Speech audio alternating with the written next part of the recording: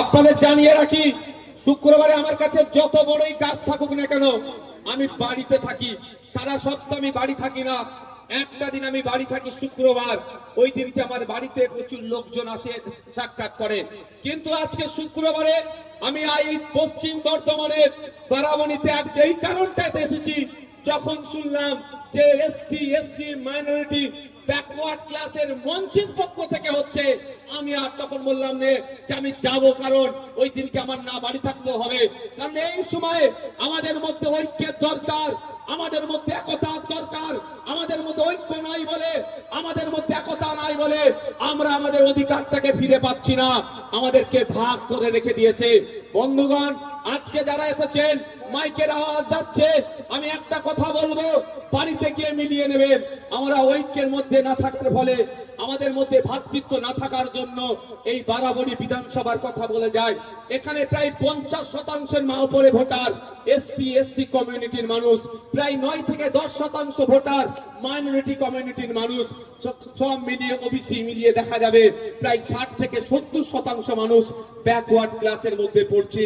আপনারা আজকে বাড়ি যাবেন, মাইকের আওয়াজ যাচ্ছে, যারা আজকে আমাদের কর্মীরা এলে হুমকি চুমকি দিচ্ছিল, যারা চারানার নেতা, তাদেরকেও বলছি বাড়ি যাবেন। বাড়িতে গিয়ে আপনার বাচ্চাগুলোকে জিজ্ঞাসা করবেন, ক্লাস 4-এ যে বাচ্চাটি পড়ে, ক্লাস 5-এ যে বাচ্চাটি পড়ে, ক্লাস 6-এর বাচ্চাটিকে ডাকবেন, ক্লাস 4-এর বাচ্চাটিকে থেকে অঙ্কের বইটা খুলে দেবেন, গণিতের বইটা খুলে দেন, খুলে দিয়ে বলেন অনুশীলন 1-এর অঙ্কটা করতে। আমি আপনাদের চ্যালেঞ্জ করে যাচ্ছি, আমি যদি ভুল বলি কোনোদিন আপনাদের বারাবণীর দিকে আমি আর মুখ দেখাবো না। 100টা বাচ্চাকে ট্রাই করবেন, 90টা বাচ্চা দেখবেন অঙ্কে অনুশীলন 1টাই ফেল করছে। ক্ষতি কার হচ্ছে না? কার হচ্ছে? আমার ছেলের হচ্ছে না। কেন? আমি নেতা, আমি তো তোলাবাজি করছি, আমি তো 8,000 টাকা মাইনে দিয়ে এদেরকে শোষণ করছি। 8,000 টাকা মাইনের বাড়ানোর কথা বললে কোম্পানিকে, আমি আমাকে দিয়ে বলছি, অন্যজন বললে চোখ দিয়ে পানি বেরোতে পারে, আমি আমার ঘাড়েই দিচ্ছি ভাই। বুঝতে পারছেন কার কথা বলছি? কারো বুঝতে অসুবিধা আছে নাকি? যারা বুঝতে পারছেন হাত তুলুন তো। মাইকের আওয়াজ যাচ্ছে বাজারে, আপনারা বলুন আপনার বাড়ির ছেলে পুলেরা সরকারি স্কুলে পড়ে না বেসরকারি স্কুলে পড়ে? সবাই সরকারি স্কুলে পড়ে, কারণ বেসরকারি স্কুলের মতো পড়ানোর মতো সমর্থ আমাদের নাই। কি করে হবে? এই যে এখানে যেটা আছে, এই কোম্পানিটার নাম যে আপনার কোল মাইন্সে যে কোম্পানি আছে, সরিষাতলি কোল মাইন্সে কোম্পানিতে 1000 মতো প্রায় মানুষ চাকরি করে। দলিত, আদিবাসী, বাউরি, ডোম, মুচি, মুসলমান আমাদের বাড়ির লোকেরাই চাকরি করে। দিন মাসের শেষে আমি 1000 টাকা এরা পাই। 1000 টাকা নিয়ে প্রায় 2টো সন্তান আমি যদি ধরি, স্কুলে যদি পড়ে, প্রাইভেট স্কুলে পড়ে, 2000 টাকা করে কম করে লাগবে, তাহলে 4000 টাকা চলে যাবে। কি খাবে আর কি সঞ্চয় করবে? তাহলে 100 এখানে যারা উপস্থিত আছেন, 99% আমাদের পরিবারের বাচ্চাগুলো প্রাইভেট স্কুলে পড়াশোনা করে, সরকারি স্কুলে পড়াশোনা করে। আর তাদের পড়ার শিক্ষাগত মানটা কোথায় দাঁড়াচ্ছে? আজকে বাড়ি যাবেন, ক্লাস 5-6 এর বাচ্চাকে ডাকবেন, পেনটা তুলে দেবেন, খাতাটা দিয়ে বলবেন তোর নাম, তোর বাপের নাম, তোর মায়ের নাম, কোন স্কুলে পড়ে আর ঠিকানা ইংলিশে লিখে দিতে বলবেন। 100টি বাচ্চাকে দিলে 90টি বাচ্চা ফেল করবে, পারবে না। ক্ষতি কার হচ্ছে? কার ছেলে হতে হচ্ছে? আমার কথা আপনি বুঝতে পারছেন না? একটু সারা দিতে হবে, একটু সারা দিলে ভালো লাগে বুঝতে। ক্ষতি কার ছেলের হচ্ছে? আপনার আমার ছেলের হচ্ছে। দিন আনে দিন খাই যার, তার ছেলের হচ্ছে। সকালবেলা এসে এই বাজারে যিনি সবজিটা বিক্রি করেন, তার ছেলের হচ্ছে। সকালবেলা এসে যারা ভ্যান লাগিয়ে মুঠেগিরি করে, তার ছেলের হচ্ছে। দিনে যিনি 300 টাকা ইনকাম করেন, তার ছেলের হচ্ছে। দিনে যিনি 250 টাকা ইনকাম করে, তার ছেলের হচ্ছে। অর্থাৎ আর্থিকভাবে যারা দুর্বল, তাদের ছেলের হচ্ছে। এবার আমি যদি বলি ও মুসলমান, ও হিন্দু, ও বাগদি, ও মুচি, ও আপনার বাউরি, এই যদি ভাগ করে দিই, তাহলে আর প্রতিবাদটা সংগঠিত হবে? হবে না। তাহলে আমাদেরকে আওয়াজ তুলতে হবে। সরকারের কাজটা কি? আপনারা বছরে বছরে ভোট দেন, সরকার তৈরি করেন। সরকারের কাজটাই হচ্ছে এটাই, স্কুলে শিক্ষার পরিকাঠামো ফিরিয়ে নিয়ে আসবে। এখানে বারাবণীতে নতুন প্রাইমারি স্কুল, নতুন হাই স্কুল, প্রয়োজনে কলেজ তৈরি করবে।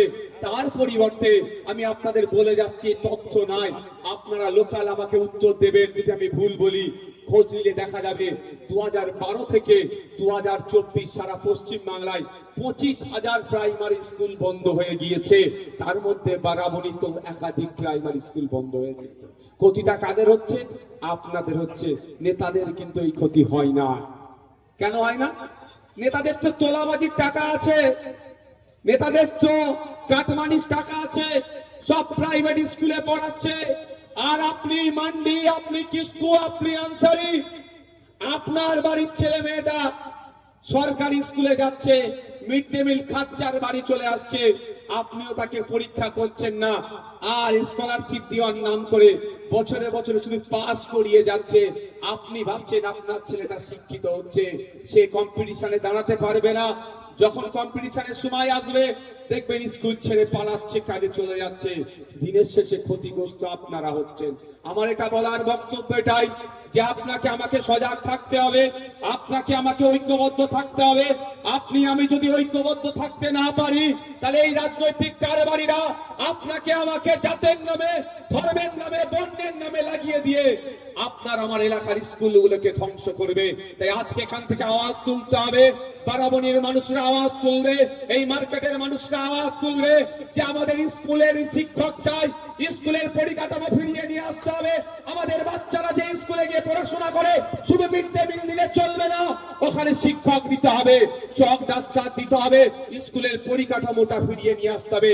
এই আওয়াজ শুধু নওশাদ সিদ্দিকী একা তুললে হবে না, এই আওয়াজ নওশাদ সিদ্দিকীকে তুলতে হবে, বাপি বাউরিকে তুলতে হবে, আনসারী সাহেবকে তুলতে হবে, এখানে যারা অগণিত জনগণ আছে সকলকে একসাথে তুলতে হবে। তাহলে সরকারের টনক নড়বে, তাহলে ব্যবস্থা করবে। আর যদি আপনি একদিকে বাউরি আওয়াজ তুলছে সমাজ যে স্কুলে টিচার দরকার, ঠিক তার উল্টো দিকে আনসারী সমাজ আওয়াজ তুলছে স্কুলে টিচার দরকার, রাজনৈতিক কারবারিরা পায়ের উপরে পা তুলে পা দাঁড়াবে, বলবে কাজের কাজ হয়ে গেছে।